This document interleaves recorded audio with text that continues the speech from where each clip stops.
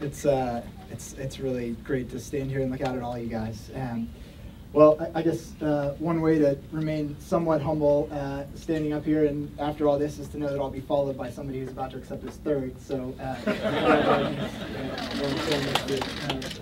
another way is one of the first things that a friend just said to me when they found out that I'd won. They said, "Oh, Pulitzer Prize winner, now I know the first 3 words of your obituary." So also an uplifting start. And a lot of my family was able to be here today, which means the world to me. My brother and sister-in-law, my parents, who helped shape so much about what I do. My dad, both my parents are teachers. My dad actually was my 8th grade English teacher, which made him one in a long line of teachers and editors that have failed to teach me the difference between past and past, which, as Finkel will know, remains a pretty persistent problem. And also, my daughters and Rachel, my wife, who's as instrumental to my writing process as she is to pretty much everything. I have to sort of hear my stories out loud, and I also rely on her edits. So I always read out loud as I'm writing to her.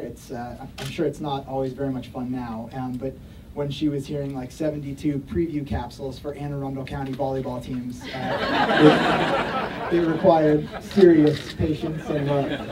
So thank you for that. I wouldn't have been able to do any of these stories nearly as well without Finkel, who, sorry, even in this really formal setting, I can only talk to. So, yeah, please.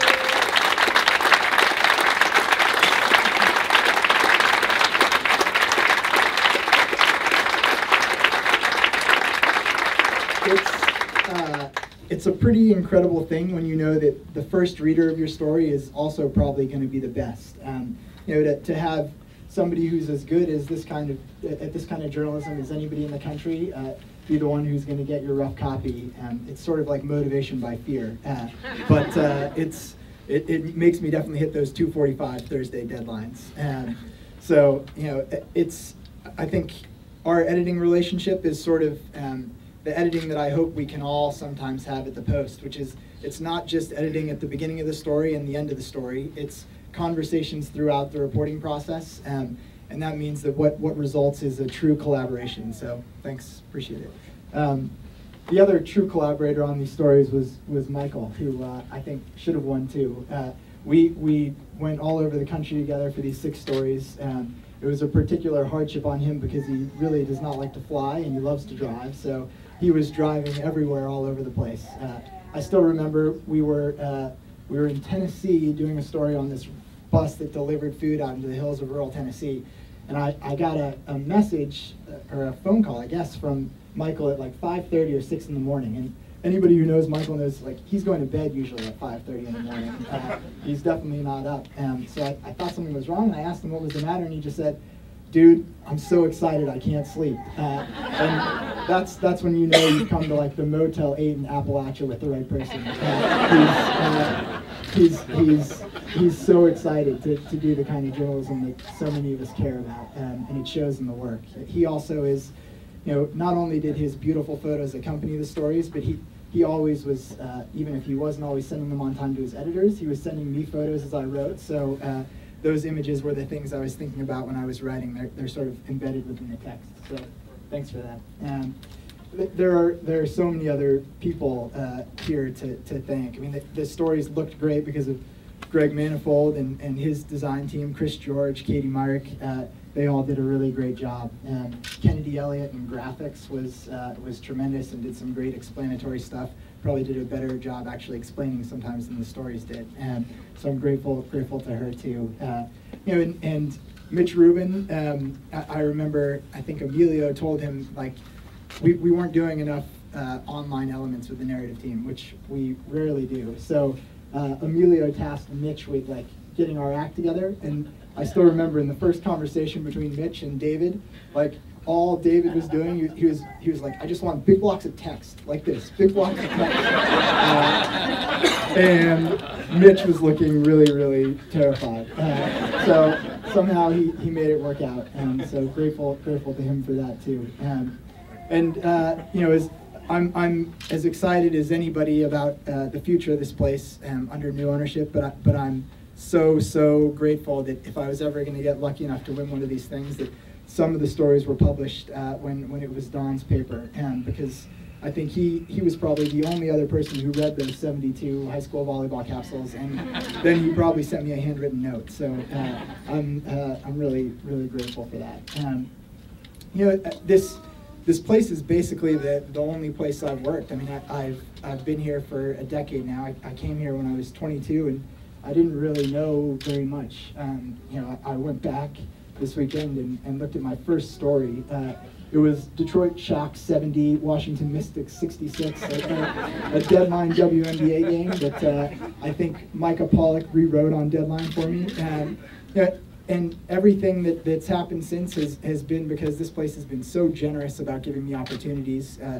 Catherine's support, the support of so many editors here, and honestly, just the inspiration of so much talent in the room that always made me want to write to the next person who was better than I was. And it's from back in sports when Emilio and Matt Vita were teaching me to write faster and teaching me to write better, and Linda Robinson, who gave me my first ideas about narrative arc, Stephen Ginsberg, who always has like one huge ambitious idea after the next, and Kevin Merida, who back when he was a writer, I still remember him sitting next to me at Barack Obama's inauguration and trying to basically take my computer from me to show me how to write with some sweet. I needed that much help. There have been so many people who've helped put me there, and I think it's sort of an amazing thing that in these 10 years where pretty much everything else in journalism was getting smaller, our stories get shorter other places, ambition gets smaller, it's sort of a crunching in. The Post has always been the place that still says, yes, go, do it. If you want to go out to some place that we haven't heard about and write 150 inches about it, sure, as long as it's good, go for it. It's the kind of place where you're sort of only limited by your own ambition, and I think there's enough talent here and enough resources here that it's a place where we can all get better, which feels to me like one of the most important things.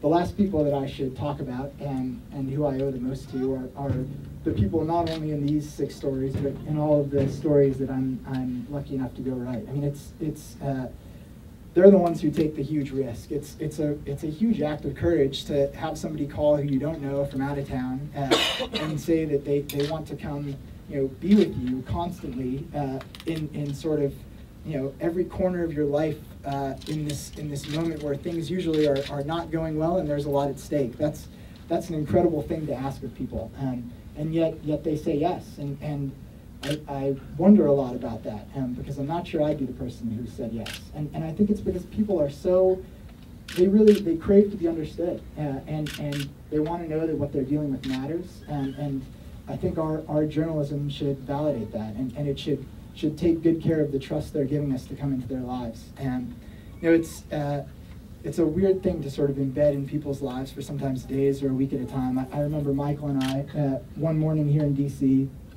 had woken up at like 5 in the morning. There was a family here, the Richmond family, that we were writing about, and it was near the end of the month. Their fridge was essentially empty. There was nothing left to do but to wake up and go wait in this food line in Southeast DC. Unfortunately, in a lot of places in the country, there are a lot of families who had no other choice but to wait in that food line. So Michael and I were out there with them. They had a bunch of kids, everybody waking up, walking up the hill. It was freezing cold. We got in line at 6 with them, and the line was like wrapped around the block, and the place didn't open until 9. And finally, when it opened, they could see all these people coming out with all this food, and they knew what was left in this pantry was getting less and less and less and less and less. And yet they let Michael and I stand there with them as they were getting angry and frustrated and upset and tearful. And until finally they got into the pantry, and all that was left was these sweet potatoes. And they brought Michael and I back to their house,